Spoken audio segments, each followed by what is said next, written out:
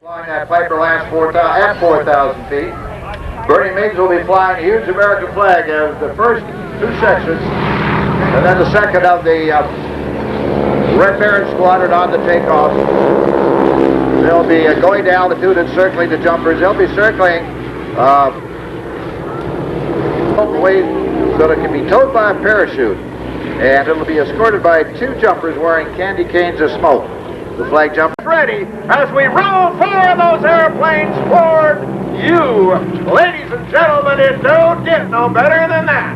We're going to fire them up again at 4 o'clock. I'm going to give you about 20 minutes of outstanding maneuvers, and I want you to have cameras because we're going to bring back a little bit of the past when the biplane was taken.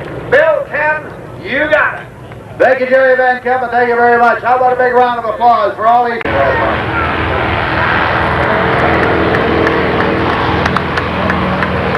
You're right, the generals have said it all.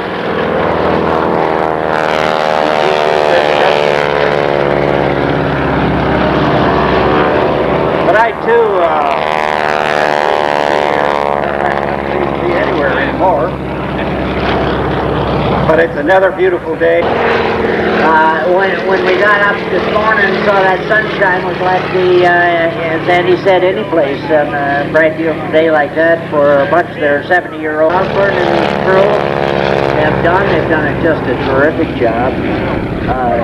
The aircraft and the aircraft owners owe a real compliment to their efforts.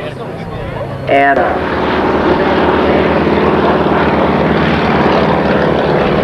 ladies and gentlemen, with the enemy taking off the background, guys, you better go man your airplanes again. Thank you, Chuck Yeager. Well, we can shoot those guys down the pistol. All right. Fuddy Duddy, the B-17 from the Warplane Heritage Museum in Geneseo, New York.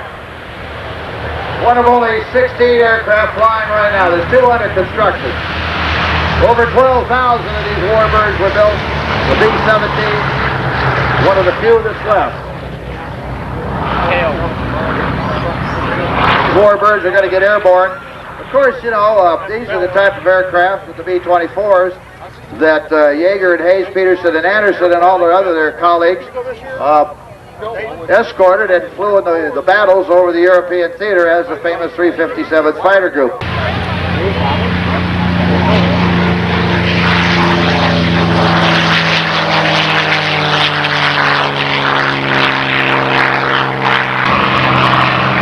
Pete Peterson and Bud Anderson.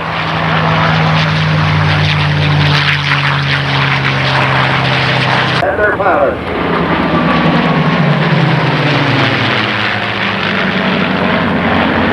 It was a cruising range further extended by belly tanks. Yeager, Tom Hayes, Bud Anderson, and Pete Peterson. Ladies and gentlemen, your aces from World War II.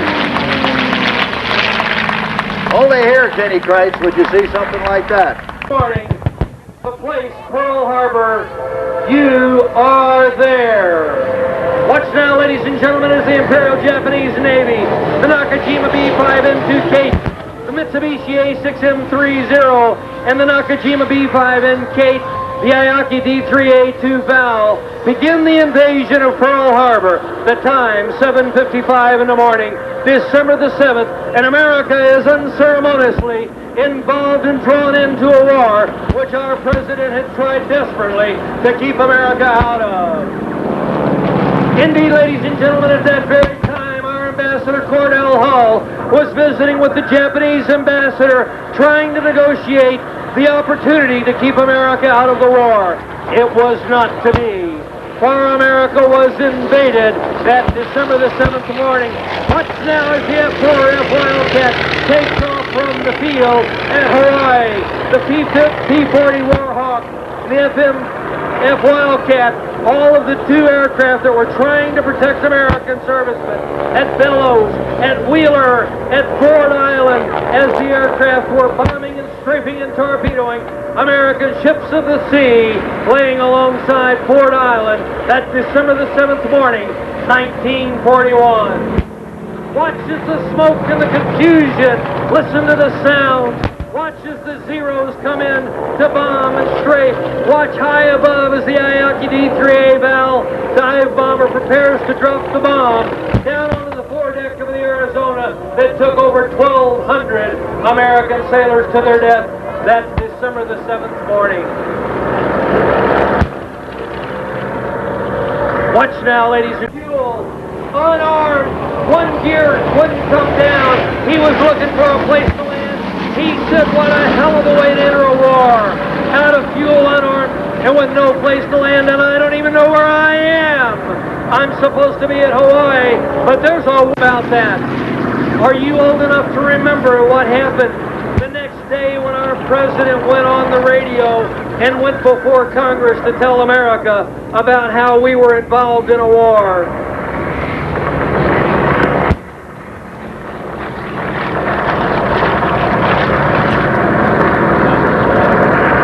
Think about the noise, the confusion that took place.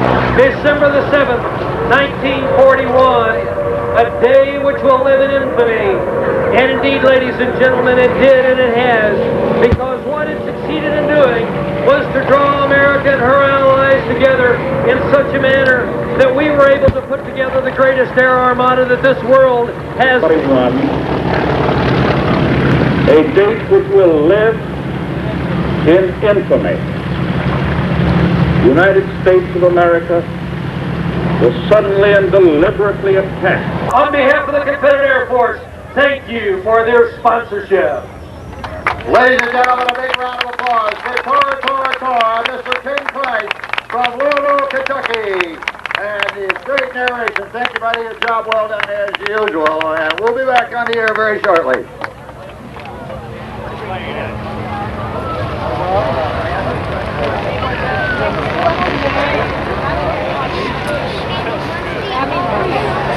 Enough fighters out there, General Motors started building the same aircraft, and it became known as the FM2 Wildcat at that time.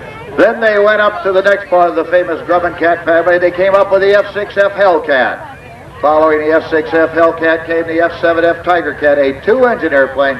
Only about 300 of the 340 of those were built, and a lot of them turned out to be recon airplanes. Then came the fastest propeller-driven aircraft, the F8F Bearcat.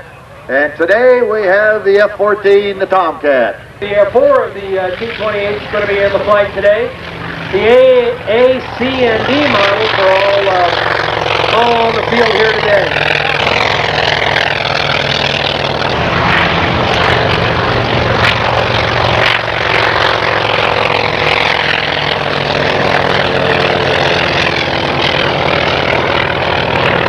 That lead aircraft is In the Vietnam conflict here shortly.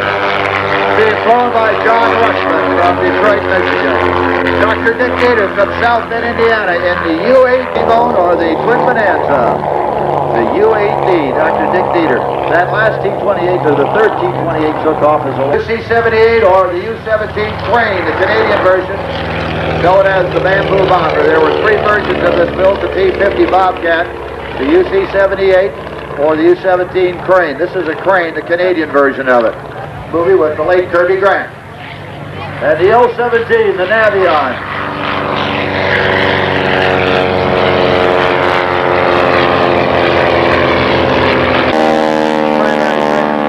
And finally the PT-17.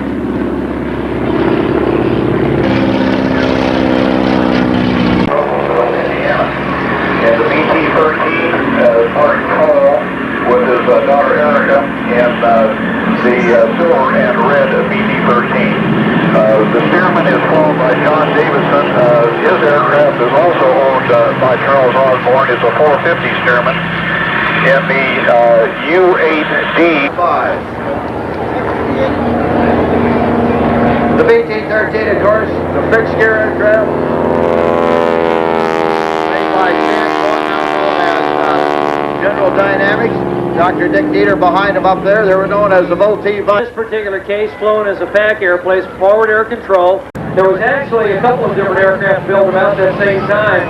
The UC-78 or T-50 by Cessna, and the C-45 was built by the Beechcraft Corporation. There are two versions of that aircraft on the field, an AT-11 down at the south. The Navy aircraft of World War II.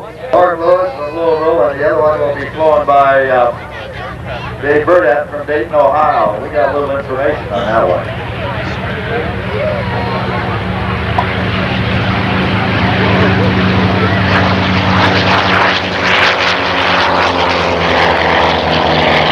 carried off the carrier box and saw a great deal of combat where it received considerable damage.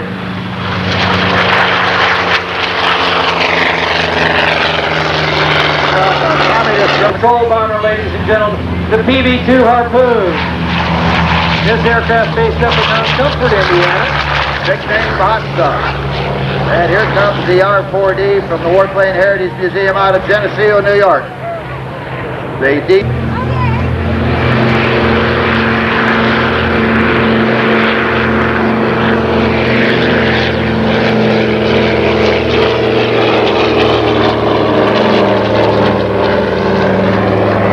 Watch now, ladies and gentlemen, is from the north. The people that approached the 417-mile-an-hour terminal speed, the aircraft had a distinct whistle. Listen to the Corsair.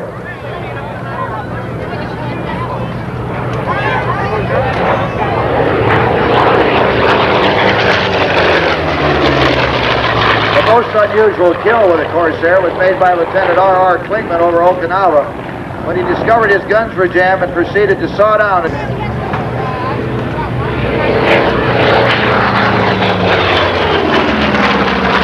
In World War II, F-4Us and FG-1Ds flew 64,000 and Pappy Boyington made those airplanes famous. You know, Pappy's group was interesting that it was a consortium of kind of renegade pilots, Harriers, and we figured out how to get the airplane down. So in the first couple of 3 years of the war, Those strafing, right? They're known as more American troops than any other combination.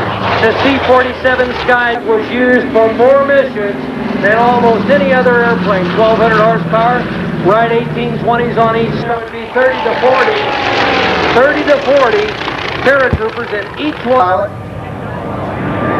Very well defended, sir. Very heavily armed. If you recognize the sound, it's because the PB2 Harpoon Outperformed by the Zero. Its success was due to its rugged air attacks. They managed to sink an enemy destroyer. P-47 coming out. Are you all having a good time? Whoa! Are you? I'm having...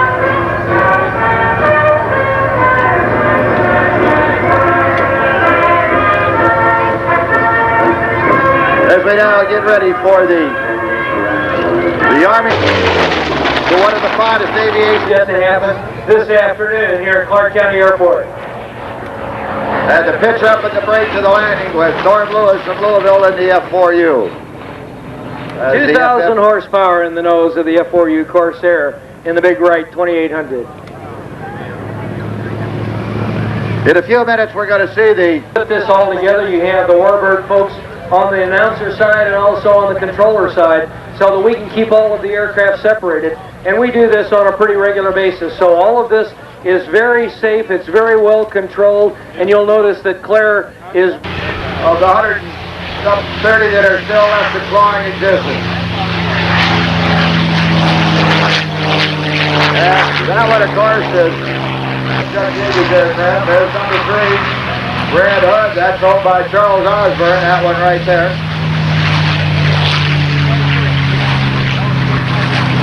Takes off for cover over the B-17s or B-24s. His wings down there. And that's your chairman and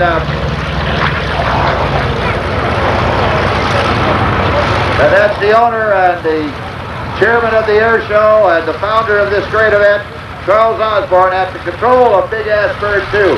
Incidentally, this aircraft flies in tribute to Howard Park and those great pilots of the 406 Fighter Group in the 9th Air Force who sacrificed so much to bring victory to Europe some 50 years ago. Watch out here, ladies and gentlemen, in front of you as the Corsair folds and unfolds the wings, while at the same time the B-17G Flying Fortress, 1,200 horsepower on each of those 1820 engines, prepares for takeoff of runway 18 here at Clark County Airport. This is followed by the Old Gray Mare, Wally Sanders, in the North American...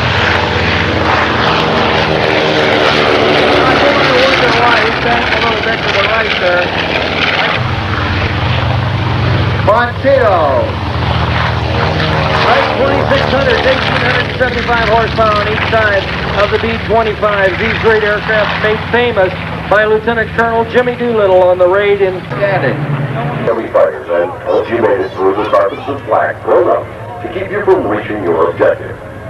When they could be with you, your little friends, the fighter escorts, gave you some measure of added safety. But you were all in a dangerous arena, the threat of death all about.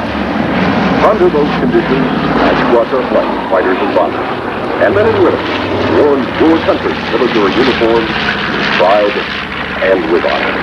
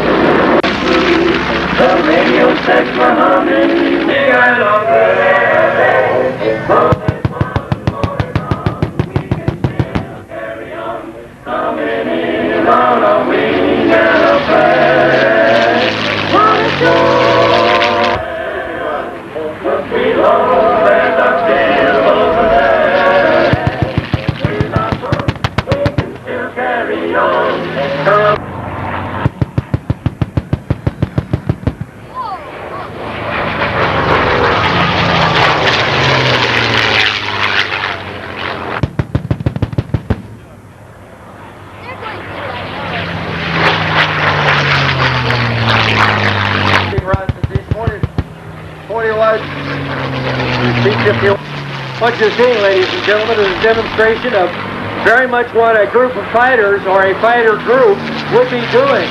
Because if they got into Northern Europe and their bombers got in and got back out there. Charles Osborne, ladies and gentlemen, this is your air show chairman. In the P-47 Big Ass Bird. Watch now as the B-17G Flying Fortress, 1,200 horsepower in each of these engines, a crew of 11 to 13 depending on the mission. Watch now. Imagine yourself 50 years ago as the B-51 from the field. Watch the B-17 now.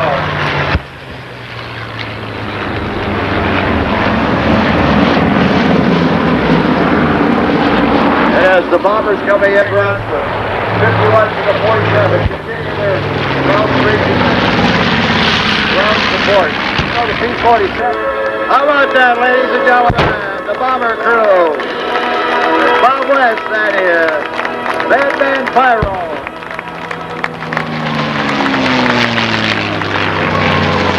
And that's the way it was in that era of 1943 with the bombers and the fighters over the European theater. Strafing, carpet bombing, high-level bombing. Supersonic jets that endured the biting cold in Korea, or at the controls of helicopters and in the steaming jungles in Vietnam. They went in peace to Beirut only to die at the hands of terrorists. Some were men and women who liberated Grenada and went ashore in Panama, or the soldiers and sailors in the rain. Jump right there on the end. That, ladies and gentlemen, is a beautiful, beautiful sight. That is a part of our history and our heritage. That period of 1939 to 1945, least we forget. When these grand ladies, the fighters, the bombers, a total over 1,500 aircraft. Jim now comes in from the left. As he bends it around. It's full afterburner.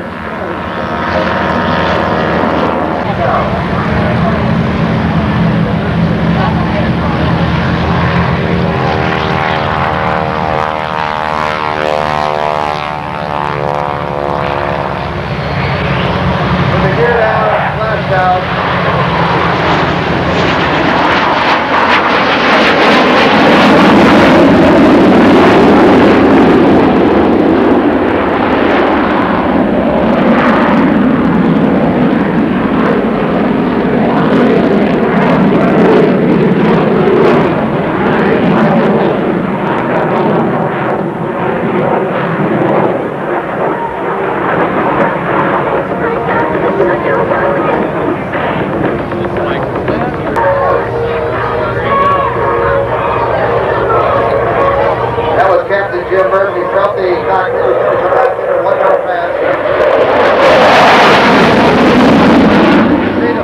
afterburner there, then he punches him out. Now he's going to combine for another high-speed pass and go up through 13,000 feet for what we call the vertical climb or the zoom zone.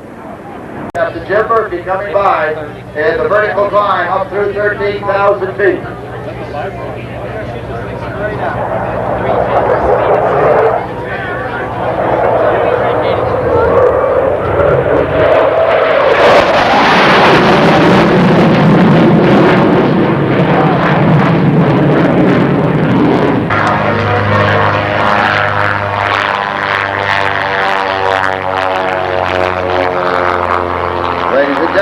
Straight ahead.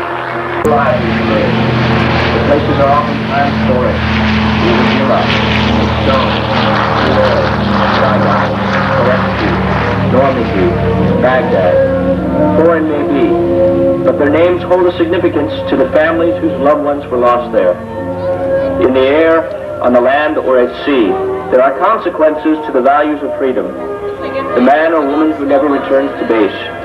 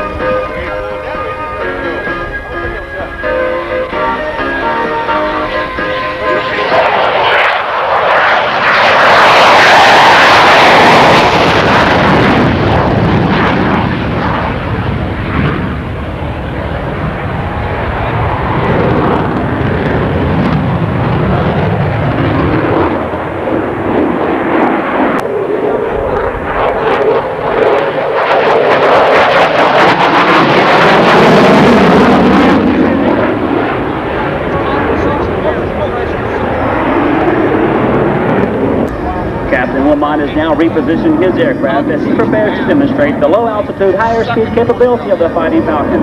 As he passes show center, he'll be flying at more than 650 miles per hour, an airspeed near the speed of sound.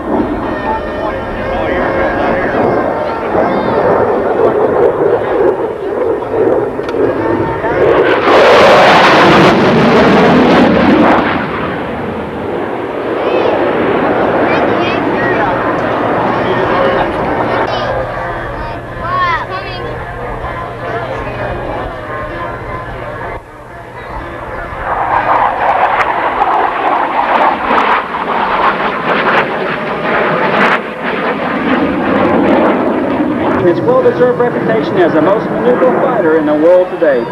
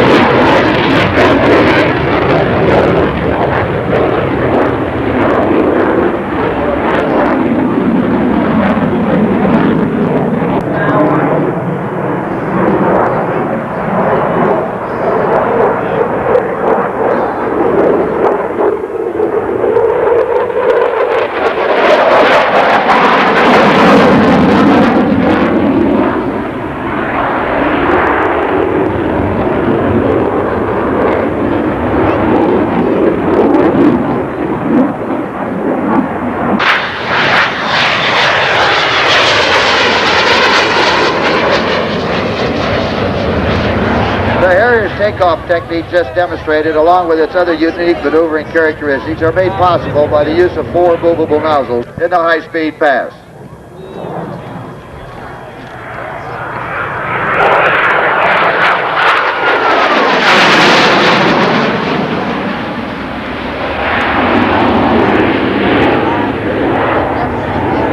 For the high-speed brake.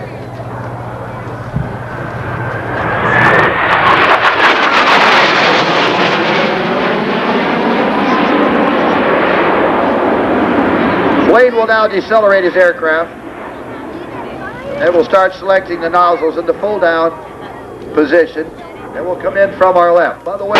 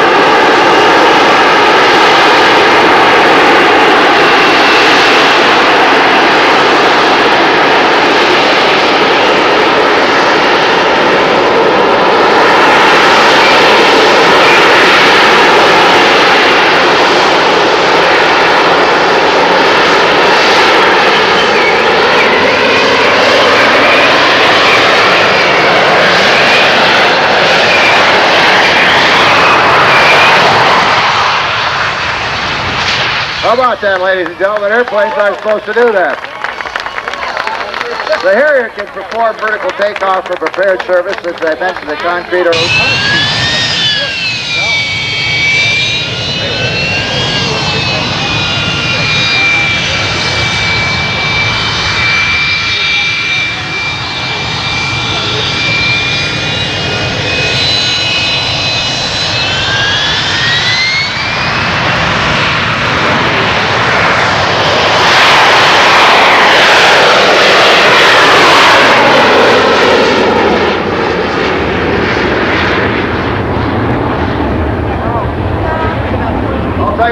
That would sure eliminate a lot of runway money and costs if we could just have all our airplanes do that.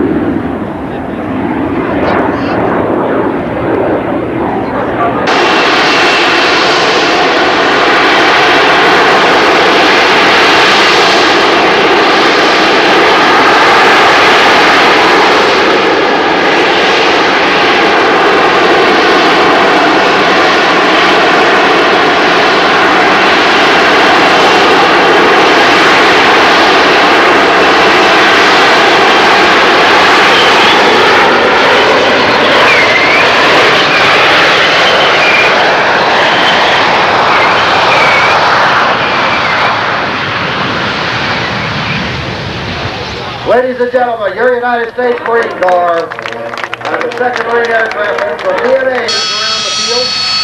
Pick up your trash and dump it into the can for us so that this beautiful Southern Indiana Clark County Airport can look as pristine this afternoon as it did when you all came in this morning. Many prices, the people that got us thank, Claire Potter and Gary O'Mara.